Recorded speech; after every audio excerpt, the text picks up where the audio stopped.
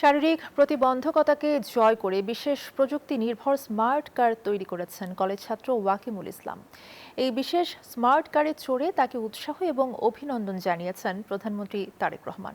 শনিবার রাজধানীর তেজগাঁওয়ে নিজের কার্যালয়ে স্মার্ট কারটি পরিদর্শন করেন সরকার প্রধান। পরে তিনি নিজে গাড়িটিতে চড়ে এর বিভিন্ন প্রযুক্তিগত দিক সম্পর্কে জানতে চান। প্রধানমন্ত্রী বলেন, দেশের তরুণ প্রজন্মের উদ্ভাবনী শক্তি আগামীর বাংলাদেশকে এগিয়ে নিয়ে যাবে। শারীরিক প্রতিবন্ধকতা কোনো বাধা নয়, ইচ্ছাশক্তি ও মেধা থাকলে যে কেউ সফল হতে পারে। ওয়াকিমুল ইসলাম তার উজ্জ্বল উদাহরণ।